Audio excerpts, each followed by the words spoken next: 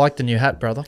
Thanks, Kerbs. You organised it. It was Country Trucker Caps. Yep, through your man Knuckles. Knuckles. If people want to get get Knuckles to make them some hats or something like that. Country Trucker Caps. That's where it's from. We got the Backstage caps. Look, we've got a little war chest of them. We're not sure exactly what we're going to do with them yet. Whether we're going to sell them, but why don't we just stay tuned? If you like them, get in contact with us. That might get us to sell them. Yeah, things like that. You know what I mean? Yeah, we are easily bought with flattery. Yes, correct. We're easily persuaded. Yeah. Twist our arm. Look, lots of big stories in sport and rugby league at the moment. Matthew, none bigger than the Daly Cherry-Evans situation. Obviously, all flooded the market last week in news. We held off a little bit. You wanted to wait another 24 hours when everyone was speculating a lot of stuff. Why did we do that? Well, you're waiting for the dust to settle, Coops. And there's so many versions of there's only one version of the truth, but there's so many different factions trying to sell you their version of the truth. Correct. And as is the way, you got one faction who, what they're trying to sell you sits at the North Pole. The other faction sits at the South Pole. And as is most of the time, the truth lies somewhere around the equator. Yeah. It really is a soap opera, isn't it? Like it's when you look at news this year, you look at other sports like tennis, AFL. No sport has stories coming out every week like the NRL. There's always something. People have really started to embrace it, Coop. Like a decade or so ago, something like this would happen and people would go, well, that's it. There's no loyalty in the game. I'll never watch the game again. And then, of course, they'll be glued to the game. And these days, people take it for what it is. It is just part of the soap opera. If you're a fan, you might be really disappointed in this. You might be shattered by this. It is quite funny, though. Like, with these stories that come out, and you're watching the sort of the things that go on in the media, the constant, backstabbing, and just like people trying to cut each other at the knees. It is quite funny to play along and watch. That's what rugby league's all about, backstabbing. Backstabbing people, whether they be your betters or what, just tearing people down, holding grudges, all that sort of stuff. That's the rugby league way. That's why we love it, mate. And we don't want it to change. No, we don't. Not one bit. Now, today we're going to give people a bit of an insight how all this works. Your mates with Daly, we'll try to get a bit of a feel off you. Where do you think you might end up? But firstly, off the top, Cooper, you emceed Daly's wedding. And were known, you said a few jokes that were right on the borderline. Some of those jokes now, let's just say they were a little too close to the bone. Too close. Mate, you know what? Buzz is responsible. I don't know how these jokes got from inside that wedding room out into a lot of journos' pockets, but now those jokes that I've made, which were they were clearly jokes. Okay, they're now used. Share a couple. Look, and it's well reported. I was making a couple jokes as to where Siebes was at Chez's wedding, and now Buzz was reporting on it the other day, going, "Well, Siebes wasn't at his wedding." But little left it out. There was only 2 staff members from Manly who were at the wedding. Mick Mallaghan, head of security, Anchor Security, shout out. Roscoe, who's been there. Rossi's been at the Manly sort of gear guy for about 15 years, and Des. Yeah.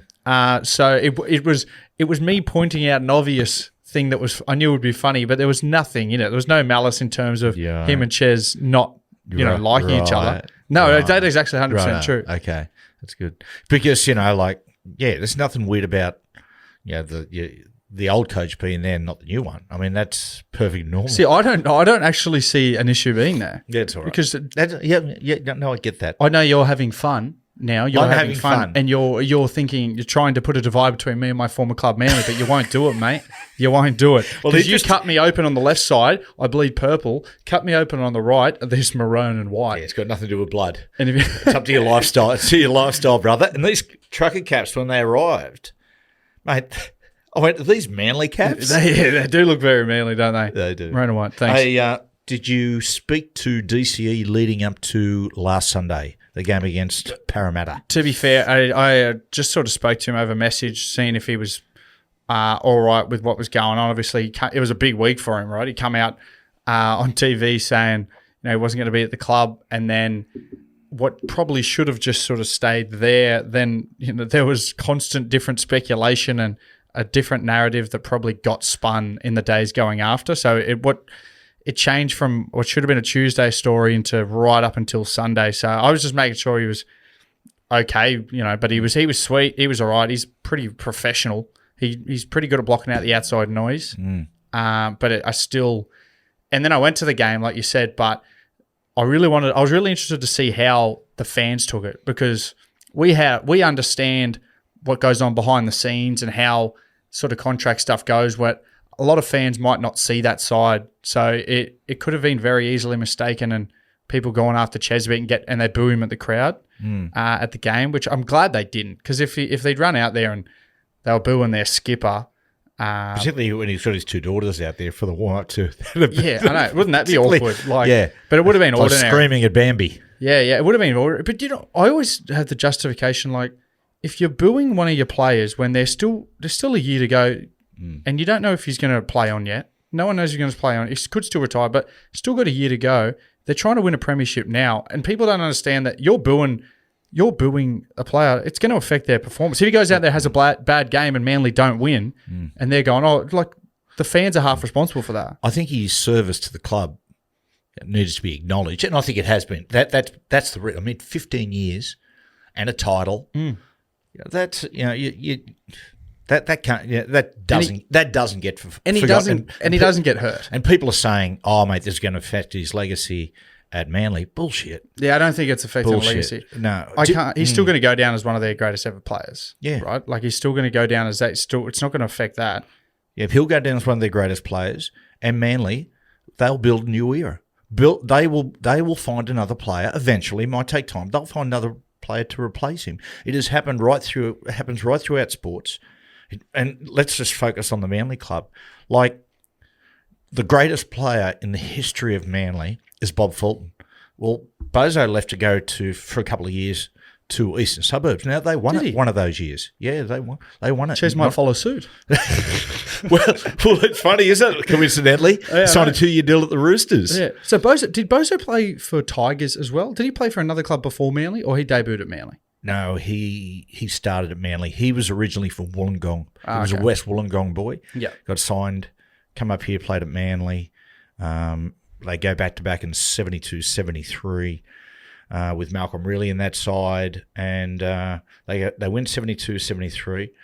The Roosters win 74, 75. Can't remember who won 76. It might have been Canterbury, but anyway. So and then we move on. 77 St George, 78 Manly again. So and Bozo was at East that time. I believe that 78 team only lost 2 games, 20-2, I believe their record was. Fun fact. At full time, it was a draw. And so what they did is they went off the field, they had a shower, probably had a couple of beers, and they turned up 2 days later and played the replay. Played again, that's what they right. used to do. No golden point back in the day. I look at, my opinion on the DCE situation is that Manly were far too pedestrian the whole time. I think in Manly's heart of hearts, now there's 2 ways of looking at this, that they were looking to build toward the future, that they were looking at a Fogarty and people like that saying, it's probably time to go in another direction. Or the other option is they were just so complacent they thought he wasn't going to leave. But the negotiation process was very pedestrian. And if you look back now, Manly would take that back, I suspect, again, because it's not as if just tomorrow you can just go and replace that player of that class. Daly is in the top 5 halfbacks in the game. Forget about age, okay? And he rarely gets injured. Yeah. Just look purely on form. Do I think he'd had another 2 years in him? My word, I do. Yeah. Well, some players don't. Some players, their strengths lie between the years, right? And they actually get better as they get older. Cameron Smith, I think his last year in the NRL was nearly his best. Yeah. In terms of the impact that he had on the team. And Smithy, going back to 2020, he didn't make his decision on his retirement until January. Yeah. The club was still waiting, still had room in the cap for Smithy in case he wanted to sign on, because when you're that level of player, that caliber, that old, they gave him the respect of, we're going to let you make the decision right up until nearly the season if you want. He made the decision in Jan. Us boys didn't know what he was going to do, and I think he didn't know what he was going to do until he got to that time when he was supposed to nearly be back at preseason. He said, do I want to go back to preseason or do I move on with the rest of my life? Cooper Cronk. Cooper Cronk was the same? Cooper Cronk. Do you want to hear a story about Cooper Cronk? Well, Go on. I'll give you a story. I'll tell you what. Let's do it later. When we get to negotiation and which club we think he could end up with, I'll tell you. You remind me. I'll remind you. I'll get some Nick Politis stories to show you how Nick operates and how we got Cooper there for 2018, 2019. Yeah. But did you see Daly after the game? Oh, I did. I ducked into the sheds quickly for a can with a couple of the boys. Me and Brad Parker, friend of the potty. When are you going to realise, mate, you don't need alcohol to have a good time? Says who? I still drove. Not me. I still drove. I only had one. Yeah. So me and Parks went in there and seen a couple of the boys. Saw Turbo after. Obviously hurt his knee, so he was a bit devastated. But yeah, like they, the main emotion in that sheds after was, I think, relief. Particularly from a lot of their leaders. They were just, it'd been such a big week.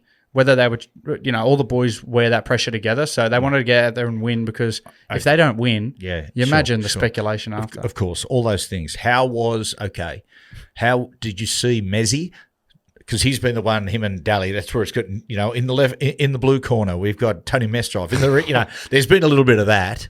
And, when he was talking about, there's someone...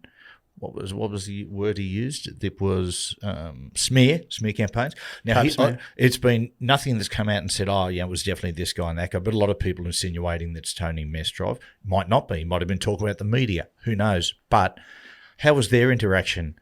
They weren't really, I didn't see any interaction itself. I was in, the players bit where the boys are getting changed, talking to a few of the boys.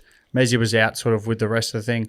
Look, the vibe in there seemed actually pretty sweet, to be fair, because I would have thought it would have been a bit more testy given the week that they just had, because they probably were the two sides of different stories, you know what I mean? Ches sort of had his way, and then when Mezzy fronted the media the days after, they probably told a different story. But there wasn't too much testiness from those two. Ches was just stoked, I think, that they'd won and that he wasn't booed. Yeah. I think it would have been a bit emotional for him to be like, if he'd run out and the whole crowd was booing, he would have been like, far out, have I not done enough for this club? Yeah. So it was good to see that he was stoked after the game. It was good to see. And Siebes was good. Yeah. Siebes was happy as well. So he looked happy at the press conference when he's sitting there, and Ches is just going. Were you surprised by that? Were you surprised by how forthright Ches was? Yeah, you know what? It probably was surprising because in years gone by with Ches, he's probably been a bit of a he's probably hidden behind a little, just given a bit, hasn't given the media a lot. Whereas the last 2 weeks is probably the most I've ever seen Ches just openly go, I'm just going to be honest and just hit him right between the ears.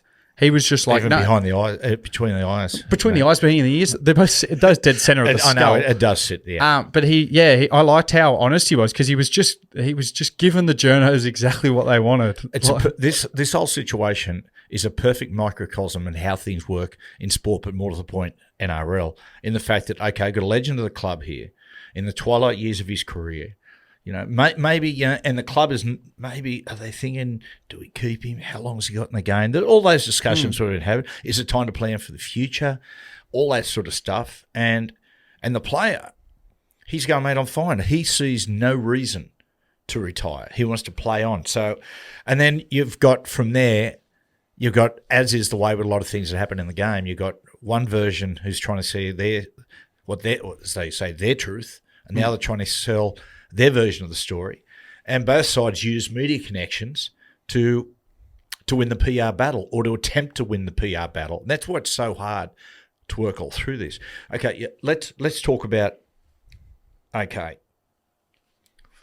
have an honest conversation here. Yeah. Do you think the club wanted to re-sign Daly? In your personal opinion? I don't see why they wouldn't have. I get there's politics behind closed doors, but I can't come up with one good reason as to why they wouldn't want to. So I would have thought they would have, but in my head, I seriously think that they may have messed the salary cap up and they couldn't offer him a deal. That may have been part of the reason. I don't know if they wanted to, Coop. What do you think? I think they sat there and looked and went, okay, or maybe I think definitely at the end of last season, I'm going to guess it might be wrong. I'm suspecting they might have thought it's time to go in another direction. right, we'll just sort of, at the moment, this formula's not quite working, Daly's getting to this age, what should we do, we don't want to respect we've got to respect a club legend. We'll just offer him 1 year or so, But I think that's how it started to develop. And Daly's standing here going, hey, guys, I'm sort of ready to go. And then, they're saying that he came and said that he wanted to release, other times saying that he's going to retire. There is so much going on in all of this. It's the old thing, right? You want what you can't have. It does stink like that. It's like Ches went, all right, guys, like it seems like you don't want me. And then announces it, right, I'm not going to be at the club next year, whether I play on or retire. And then the club went, shit, now he's backed away. Now let's go. And then like the 2-year deal came after. It was like, now we'll sign you for 2 years. And that was the thing. We're going to talk about how media becomes involved with these things in the fact that that was bizarre. An incredible night where you got Daly talking about on one show saying about, he won't accept, about the whole Manly stuff. And then Tony Mestroff calling Raw 360, mate, we've offered him a 2-year deal. Then going back saying, mate, you've been offered a 2-year deal, and him going respectfully, no. It was unbelievable. It was so funny. I was sitting in bed about to go to sleep to get up for breakfast radio because that's what I do. Yeah. Because I'm up at the crack of dawn these days. I know, it's like I did it for 8 years. Yeah. But and literally, my phone just started blowing up with all this shit going on. It was so good. I couldn't go to sleep. Like I literally couldn't take my eyes off the TV because it was just going, you say now you've got a 2-year deal, Daly. Will you accept that? Respectfully, no. Mate. Yeah, it was. Yeah, it's been pretty amazing to watch how this has transpired, and particularly through media and stuff like that, because this is what happens in media, and this is not just specific to this case. What happens in media a lot of times, Coops, if something happens, and let's just throw up a scenario, I accuse you of stealing $1 million off me. We're two factions within the club. What you'll do is you'll often times go to a media organisation and go, righto, and try to sell it to them, your version, and then I might go to another media organisation and try to sell my version, and so all of a sudden this is where you see the square off. Now, a lot of journos will go, no, and reject that. And other journos will actually say, you'll see on 360 a bit, they'll say, well, what we've been told is, they sort of make it specific, this is what this person told me. The ones you've got to be careful of sometimes you've got to be careful not to be pressured into forming an opinion off one of those parties. Yeah. If that makes sense. Yeah, do you know picking one side kind of thing and only going with that. Can I ask you, Well, I'll say this. It's okay to pick a side if it's your honest opinion. That's fine. Not a drama. If this is your honest opinion, then that's fine. Like, for instance, in this, my honest opinion is that Manly stuffed up in negotiations. Yeah. That is the opinion that I have formed. Yeah. I haven't formed that opinion on someone coming to me and whispering in my ear. That's just my observation. I believe that they stuffed up. They were far too passive and pedestrian. Yeah. I've got the exact same opinion. And even though I'm mates with Ches, I haven't unpacked it with him at all because I didn't want to be biased by his point of view because I don't know where the truth lies. Mm-hmm. But I want to ask you, right? You just spoke about how the media is used, and you're obviously in the media, not in a journalist space, right? You're in entertainment. I do. I write articles. You write articles, but but entertainment's the same thing, right? You still have an ability to influence an audience based on what you say on your TV shows. Well, I write a column. I do podcasts. I sit with an analytical show with Cooper Cronk. I'm sorry, you are a journalist. No. So I get amazed when I see retired players who move into the media and then start whinging about the media. I'm going, sorry, you are the media. You're not wearing a pair of boots on a Sunday. You have moved into another profession. You are a media. You are part of the media. That's the way it is. Well, right. So you are the media. You are the media. You are Australian media. I wanted to ask, have you ever had dealings like that where where people have come, a trending story that might involve them and they come to you with their side of the story trying to get you to push their own agenda? My media career, I've always made sure, Coop, my opinions that I express, which sometimes have been unpopular, some people sometimes thought they were a little over the top or unfair, have always been formed on my opinion. You might go and chat to somebody and they might say, mate, I think this is going on. Have a look at that. And you go and have a look and say, oh, absolutely, I understand that. And then you form an opinion on that. But I never form an opinion by someone giving me a phone call going, mate, I need you to push this for me. Yeah. That goes on. Don't worry about that. I've had a couple of examples. I remember, I'll give you a couple of examples on a couple of different scenarios here. Firstly, I remember I was I was driving along in the car. I was heading into work, and I get a call. I not recognise the phone number. So, yeah, hello? Yeah, mate, so-and-so, I'm so-and-so. And I'm like, oh, yeah, mate. And I'm going, who is this? Mate, I'm the media manager of this certain club. Oh, yeah, mate, what can I do for you? And I'm thinking maybe he wants me to, do something for a presentation night or send a message or something. Yeah. What can I do for you, mate? Yeah, mate, I don't know you're aware, but you know how one of our players is up on a like a lifting charge? I went, yeah, I'm aware of that. And the coach wants you to go away and just have a look at how the tackle was done. Now what it was, and I said, mate, I'll fucking stop you right there. I said, you go back and you tell your coach that if he wants to call me, he can call me directly.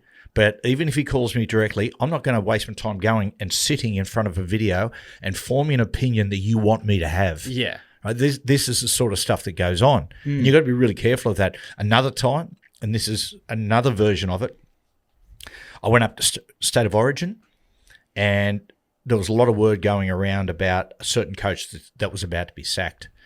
And I thought, oh, geez, I wonder if there's a lot of truth in that. So I went to someone who was involved, attached to that club, and I asked him, I said, is this what's going on? And he said, yeah, there is a lot of rumblings and that. I think it is. So the next day on the radio, I went on and said, look, this is what the story has been at the moment. There is nothing definitive, but this is the story that's going around about this coach who is struggling and his team that's struggling.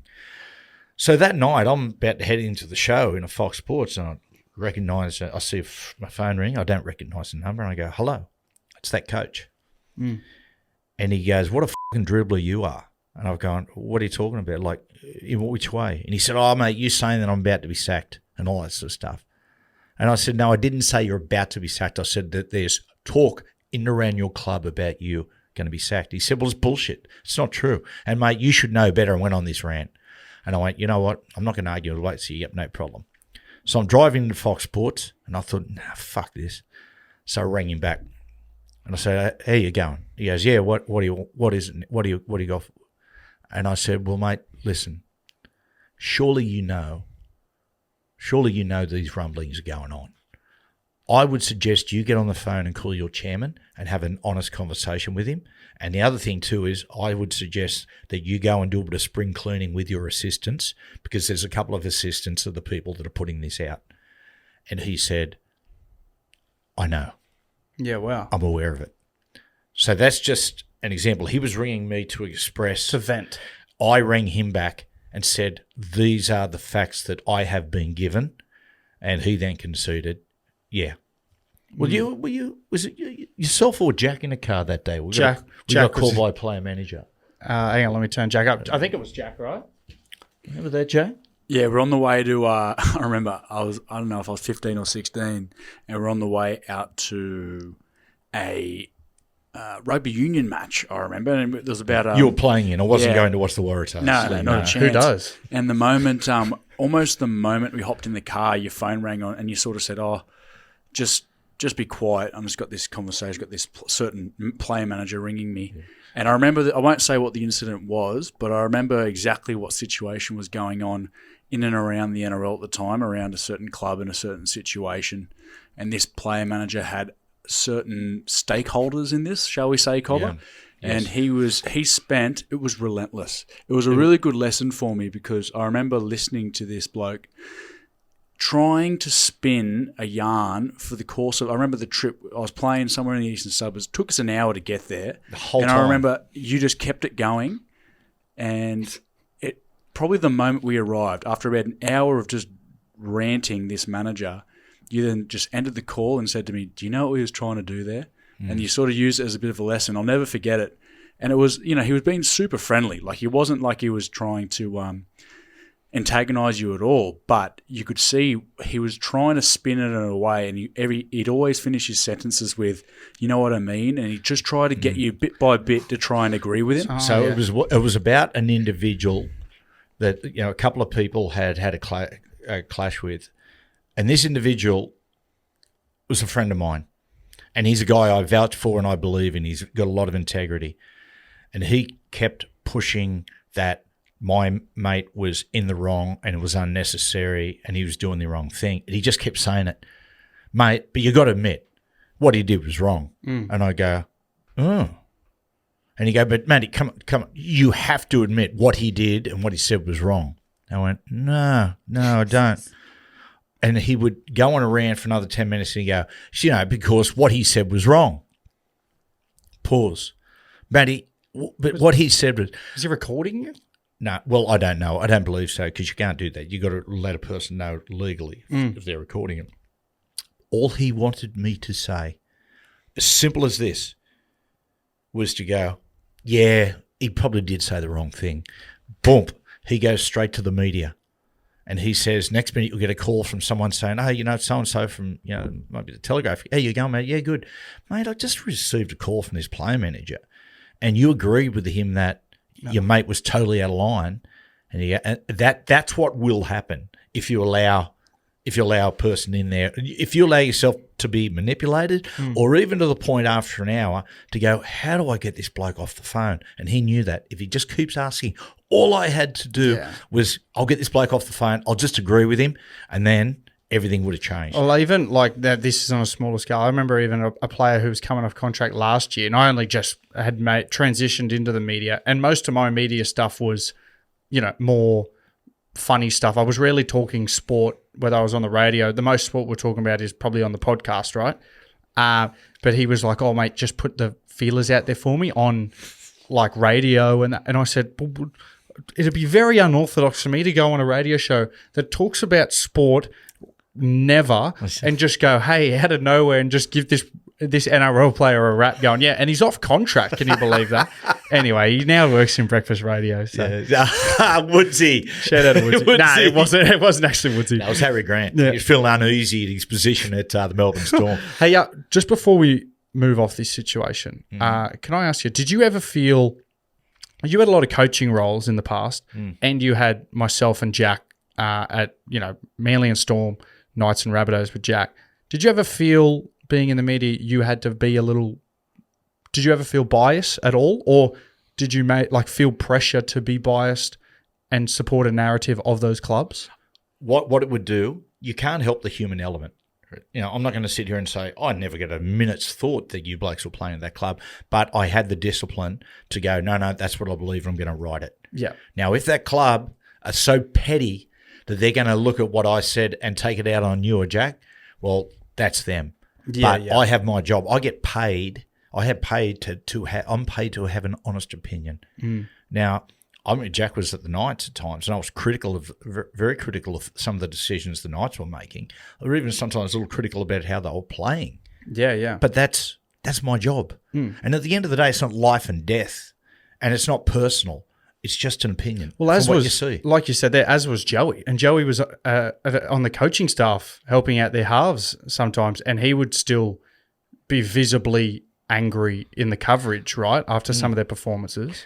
Well, Coops, when I do individual coaching, whether it's a club sends some guys over or they come on their own accord, and you've seen some of the ones that sort of come and go out of the place and go down, I never receive $1 from it, because when you receive money in these instances, then to an extent, your opinion will be perceived that it's swayed or that you're playing favourites and you're influenced by that. So I always make sure to the club, and I've said this with Madge when he'd send some of the blokes over to me, and I'd say, Madge, there is not a problem in the world. Bring them over, but I'm not going to take $1 off you. And he goes, well, why is that? I said, because I deserve the right to still criticise the shit out of you.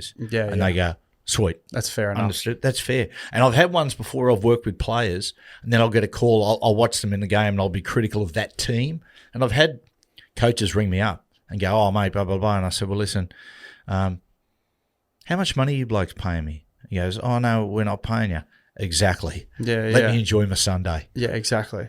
And have you got any more on the DCE situation? Oh, I'll just say this. You know what really reminds me of, Coops? In 2011, with Daly's first year in first grade, and they win the competition, Manly asked me to MC their presentation ball, like the grand final presentation ball, on the Friday after the Sunday game. And I was like, yeah, mate, it'd be an honour to do it. Live in the area, knowing like the players, like the coach in Des. So I'm getting ready to do the show. Around midday, a rumour starts. Mate, apparently Desi's about to walk out on Manly. I was like, what?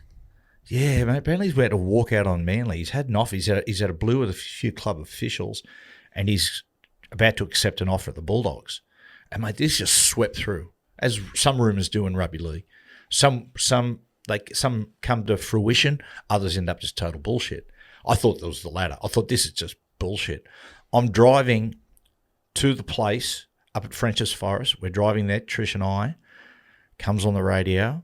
It has been confirmed. Des Hasler has walked out on the Manly club and he has signed a deal, 3 or 4 years, with the Canterbury Bulldogs. We're like stunned. And I'm going to MC at this presentation with all Manly fans, all the players. How was it all there? It was so weird. Really? Walked in, the atmosphere. A lot of people were in disbelief. And a lot of people were venting about the club, how the officials, how could they let Des walk out on this? What was the situation? Other people were filthy on Des. And I remember just standing up and I'm going, hey, everyone, welcome to the presentation ball for the Premiers, the Manly Seagulls. And it was... Wow. Were you making many jokes in that? Yeah, I did. I said, listen, people. I said, listen, we all know what's happened with Des. At the end of the day, time will come and go. You know what? And you'll be filthy if we don't enjoy tonight. So come on, let's go. Come on, let's fire up. Yeah. And people went. Yeah. You said party to the break of dawn, y'all. Yeah, but it was a weird night. That's what it reminds me of. With the Manly club, this sort of thing happens probably more regularly than others. You know what? Now, I'm not going to point anyone out here, but one of my favourite things, you just sparked my memory. One of my favourite things ever was at, I remember the last home game of the season at one of the clubs I was at, when they usually, what'd you say? Well, I was about to say, it's not going to be hard to pick. It's one of the two. Yeah, well, thanks for interrupting.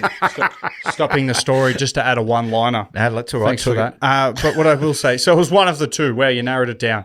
But on the big screen, right, at the last home game of the season for every club, they kind of do like the departing players. Farewell, good luck. Yeah, and we're sitting there on the sideline, and one of the boys, everyone's looking as they do a little like individual departing players. Person comes up, and then these certain players come up on the big screen, and he goes, "Oh fuck," and we all look at him and go, "What?" And he goes, "I didn't know I was leaving." What's his initials? It was so funny. No, I can't do it because then it narrows the club and the player. DCE. Yeah. It was so funny. We were like, "Oh, do you not know?" And he goes, "My manager said he was still talking to the club this week and they were going to make a decision next week." And then they've just popped him up there. Someone's to blame, the club or the manager. Yeah. You know what? I think sometimes they do it as a tactic to then like make you shit yourself and just go, "Oh, I'll take whatever to stay." I think that's what clubs do sometimes. Because look, when I say this, I remember when I left Melbourne, went in there with Bellyache and Frank, spoke, look, good luck with the next part of your life. I said, thanks guys. Are you sure you don't want me to stay? I'll do anything. Bellyache, do you need a blowjob? Anything. And then, no, I didn't offer it then in that moment. And Frank went, hang on a second. Frank said, no, I do. Anyway, that's my coach. But I reckon from the drive from Amy Park back to me and Harry and Wishy's joint, as soon as I hit the graphic had already been made departing Cooper Johns before that meeting. So I knew as soon as the meeting's gone, they went, "Yeah, boys, you can post it now. It was ready to be announced." I was like, geez, they'd made that last week. Imagine Bellyache. Frank, bring him in, boys. Righto. Has DCE spoken to you about returning to Queensland at any point? Or? Nah. I don't. To be fair, I don't want to know.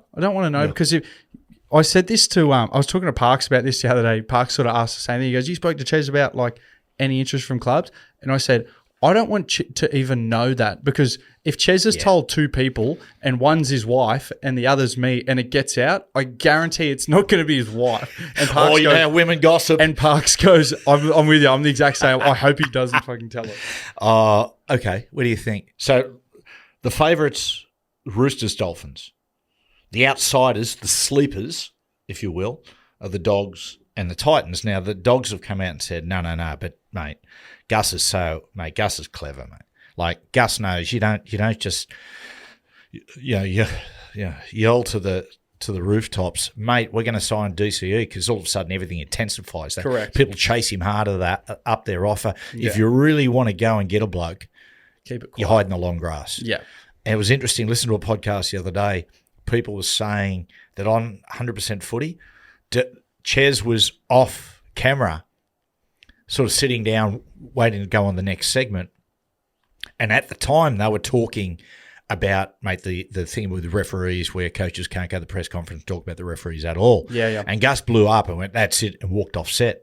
Yeah, I remember seeing that video. But they said, what did he do when he walks off set? He went straight over, sat next to DC, and they were in deep conversation. Yeah. So Gus is so clever. There's every chance he would go on, right, I was sitting over there. He's on his own. Right, he's on his own. Oh, how am I going to get to him? How can referees? Boom, walk off, straight over there. So I at the moment, I don't dismiss the Dogs at all.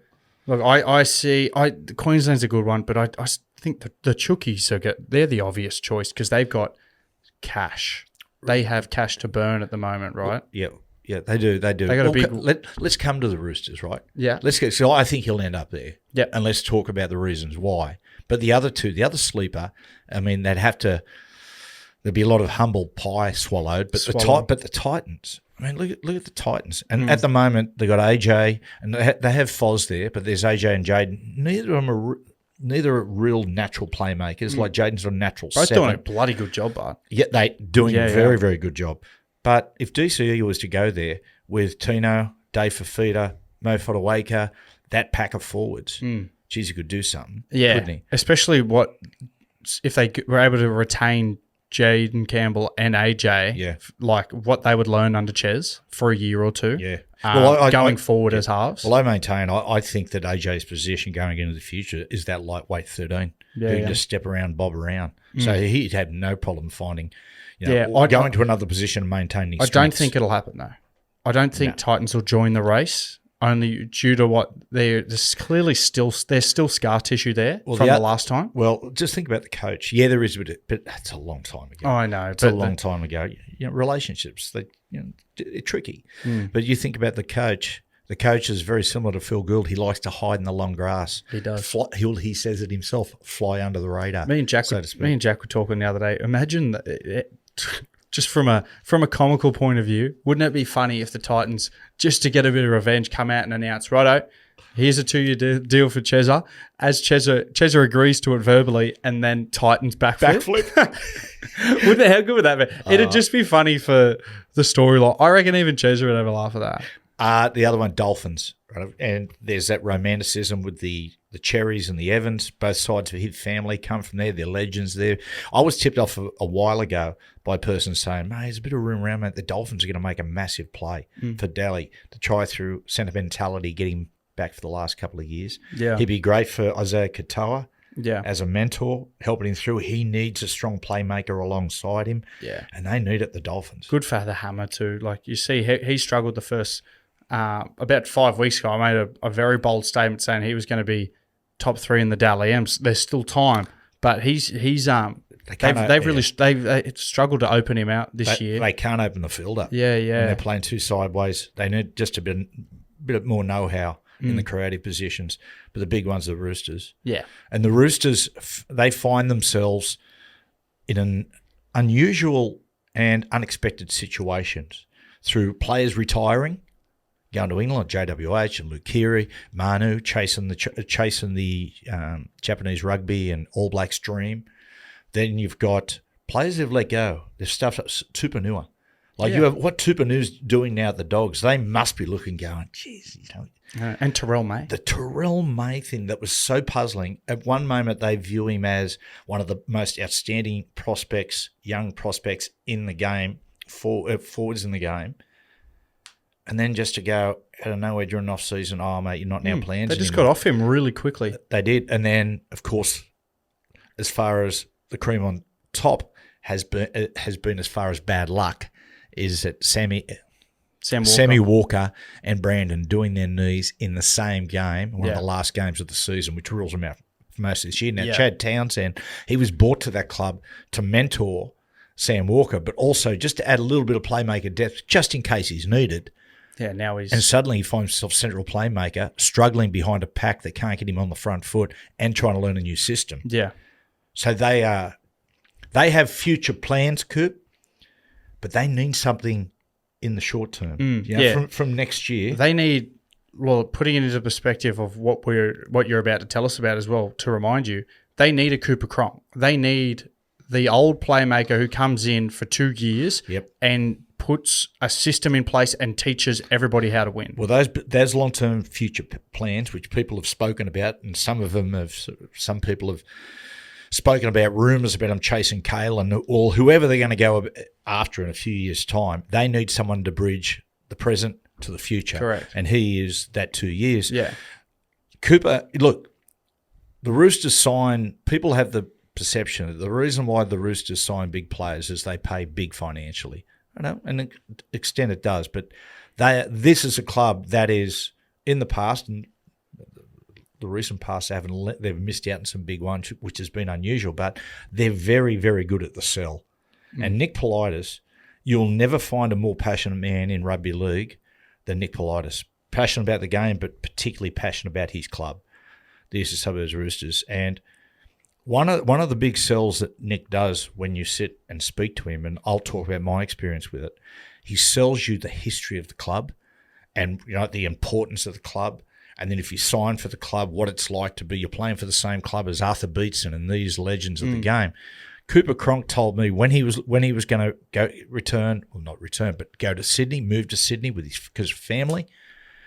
He had a number of clubs going after him, and he was up in the air. He was getting closer and closer, thinking, I think it might be the Roosters. He's staying at his house in Sydney. Here's a knock on the door. Boom, boom, boom. Opens up. There's a courier there who hands him a book, which Nick Politis has sent, the history of the Roosters. And attached to a note, he had a note attached to the book that says, just read the chapters on 1974, 1975. In 1973, the year before that, they'd had a really disappointing year, the Roosters, and they made a couple of key signings and then went back-to-back in 74, 75. When Cooper took the book, read the note and read the chapters, he knew exactly why they wanted to sign him, and if he did sign, what they were expecting from him. And he delivered. Yeah. Went back-to-back 18-19. My discussion with Nick in 2000 when I was leaving the Knights, I'd made up a mind I was going to go play for Wigan, because it had always been a dream, to watch as a kid, watching Challenge Cups and Wigan, they called them the Cherry and Whites, and playing at the club that Ellery Hanley and Brett Kenny and all these guys played at. So I'm going there. And my late manager, John Fordham, said, listen, I know you're getting close to signing a deal at Wigan, but let's just sit down. Nick wants to meet with us and the Roosters, and Bernie Gurr, who was the CEO at the time, they want to sit and they just want to sell to the Roosters as maybe signing a 2-year deal. And I went, right, what do you reckon? Fordo said, mate, look, I think it's something you have to do. Nick's got in contact with him. I think you owe it to him just at least to sit and listen. Mate, their sell was so good. And it was not talking at that point about money, but talking about the club, where they wanted to go. But for me, he knew how much I loved the history of the game, and he was talking about the history of the Roosters and where I would fit in. I ended up saying about 60% through the sell, I said, Nick, can you, mate, fucking stop, mate. Please stop. You're changing my mind. And it's been a lifelong ambition to play for Wigan, but you're changing my mind. Can we stop now? Well, and he did. He said, okay, if you're going to go, you're going to go.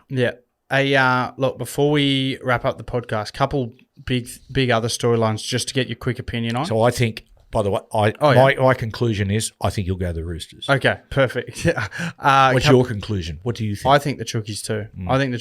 And I think Manly's, in the context of other big clubs, Manly is quite a small pond. When you open it up, if there was a club that you'd want to finish your career at, it's one of the big clubs like the Roosters because their connections go far and wide and they open up such a big avenue post-football as well for work and other things like that. Cooper said he had some clubs come after him who were struggling clubs, and he sat there and went, well, the Roosters, I get a chance to win another comp at these other clubs. I'm going to spend most of my time tackling. Correct. Don't worry about that, dude. I just got away with that my whole career, as did you. A couple other quick storylines. Latrell Mitchell is tipped to come back this week, round 5. We'll know come the weekend, but tipped to play in the centres. Yeah, right. What'd you take on that? Because Jai Gray's obviously doing an outstanding job leading the Daly and medal at the moment. Yeah. I think he's playing too good to move him out of there. I mean, if he goes to left centre, you've got Campbell Graham and right centre. Where does Jack Whiten go? Potentially through the middle. But I like Whiten as a 13. Yeah, I said, AJ, I think as time goes by, he'll move into that role, have a great Well, I mean, great with career Cam Murray out for the rest of the year, it could be a good balance in their team. But I like that Wayne's made that call, and I don't think many coaches could probably have that aura where they can make that hard decision because they'd want Latrell on their side. But I think Wayne is a big enough presence where he can say to Latrell, Jai, we need Jai at the back because we want a team from 1 to 17 where everyone's confident and playing good footy.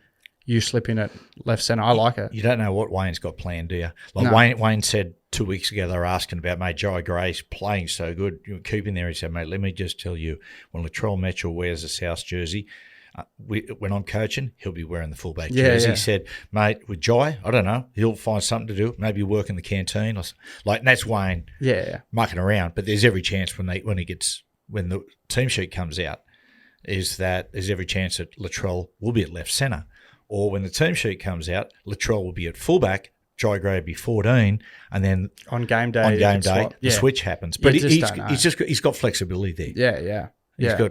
Wayne, I was tipped off once with Wayne when the Broncos went on to win the comp in 2006, had the big year. I got tipped off. They said, mate, Wayne's going to move Sean Berrigan from the centres or 5'8" where he's playing into hooker and sort of change the way they're going to play. So anyway, that weekend I'm interviewing Wayne, and I said, Wayne, I believe they're going to move Sean Berrigan to hooker. And he went, why would I do that? I said, I don't know, sort of change up your style of play. Team's struggling a little bit at the moment. He goes, I've got no plans to do that. And I said, okay, no worries. I just got my mail wrong. He said, yeah, you have. And it was, right? 2 weeks later, Sean Berrigan goes into hooker. Yeah, it's what they do. It's what the best coaches do. Exactly. They don't tell you their intentions. Yeah, they keep it close. It's like poker, mate. You're going to play poker, you don't show people your hand. No. Ace of Hearts. Shout out to Barrow as well, friend of the podcast, obviously. Was over in Vegas with us, trying to kiss me on the lips, Jack, wasn't he? Now, look, as we're rounding out the podcast, in a bit of international sports news, did you see the video of Josh Giddey hitting the half-court shot for the Chicago Bulls against the Los Angeles Lakers? Incredible. Buzzer beater. Isn't having a great impact at Chicago. He is. It was pretty crazy, yeah. It's every athlete's dream, right? Hitting a buzzer beater, particularly like that. But I caught up with him earlier in the week on Kiss and just did a little 6-minute chat about the buzzer beater. So just to round out the podcast, we'll put it in. Just before we do, how was he? Was he a nice guy? Good guy. Good from Melbourne. A couple of mates I become friends with down in Melbourne who play AFL had a bit to do with him growing up, and they have good raps for him. Say he's such a good bloke. He's having a major season. Yeah. Righto, Coops. Look forward to listening. Righto. See you next week. But mate, you must be absolutely buzzing at the moment. I am. Things have been going well the last, little bit, so enjoying it. How have you been enjoying your time at the Chicago Bulls? Loving it. The city's great. It's kind of like Melbourne, so the city's great. The guys, the team, everyone's been really good, so fitted in well and settled in. Obviously, you made a lot of press. The video's gone viral of that mad buzzer beater over the top of LeBron James. Run us through the moment. Run us through what's going through your head. How do you execute such a big moment like that? Obviously, it all happens pretty quickly. It's in the flow of the game, and it was a pretty wild last, 10, 15 seconds of the game, and we made, the three, and then I got the steal off the inbound. Kobe hit another three. They went down and score, went back up, and then there was 3 seconds left, and I tried to get it in quickly to Kobe. They denied him, and then threw it to Pat. He had someone in front of him. He threw it back to me, and then there was 3 seconds left. And as I went to go up the floor, I saw there was kind of a wall of guys in front of me, and I had to. The best shot I could get was probably from where I shot it, and at that point, I just had to let it go confidently, and lucky enough it went in. But yeah, I would have loved to get closer to the rim and further up the court, but there was a wall of guys in front of me and not enough time, so I just had to settle from where I did, and we were lucky enough to win it on the buzzer. LeBron James is trying to shut you down when you're making that shot. Is that surreal for you?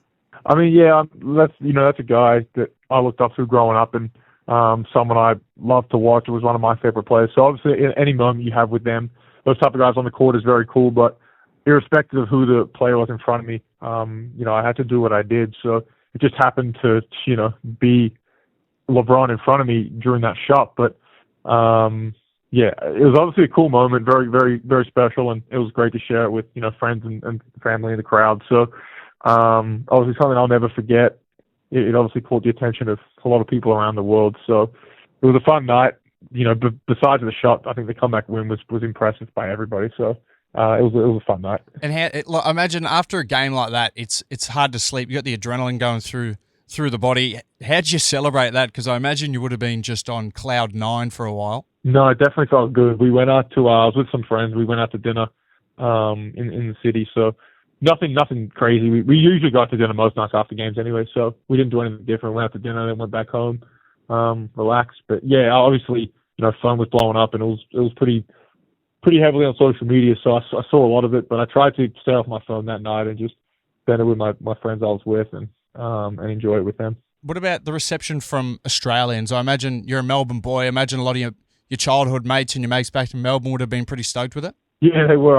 As I said, I mean, I had a lot of texts and just calls that night. But yeah, I spoke to obviously my family. My mum's in Germany, my dad's back home, so they all saw it at different times. And then friends obviously and things like that back home. So I got around to speaking to everybody. But as I said, it went pretty viral. So people obviously in Australia, but all around the world saw it and received a fair bit of attention. Was there anyone that reached out that surprised you? No one I don't know. I mean, Jeremy Piven, he was I'm a huge Entourage fan, and that was obviously that's a guy that I've loved and been a huge fan of. And we met each other for the first time during the season because he's a Chicago guy, and he made a post about it. So that was someone pretty cool for me because Entourage is my favorite show. Watch it religiously, and massive fan of him. So we've gotten close over the last couple of months. So that was someone that I was pretty excited to see post that. That's pretty sick because I know in Entourage, obviously his character Ari Gold, he's a massive Lakers fan. So that must have been a bit weird for him. Yeah. Well, I mean, he's from Chicago, so I'm assuming he's a Bulls fan in real life. But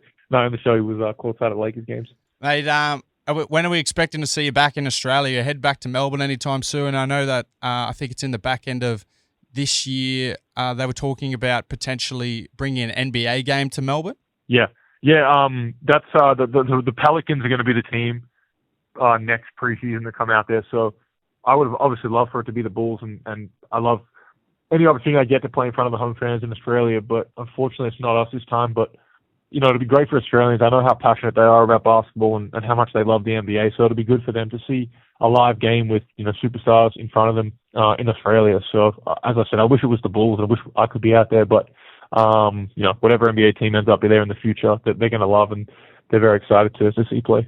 And I know you're mates with a few of the AFL boys back in Melbourne. Have you got before I let you go, you got a tip for who's going to win the comp this year? I mean, the Hawks look good. The Hawks look really good, but I think, well, hopefully Nick Dacos and Collingwood can get it done. But I watch every AFL game. I'm up at all hours of the night watching them. I love it. I'm a big Supercoach guy, so I'm very heavily invested in the AFL. But I mean, the Hawks look good right now. Who's in your Supercoach team? A lot of guys. A lot of guys are in it. But I spend time like researching. I take it actually very seriously with a lot of friends. We're in a league together, so I'm a big Supercoach guy, and I watch a lot of AFL. Oh, good on you, Josh. Righto, bro. I'll let you go. Thanks for joining us. All right, man. Thank you. See you, brother.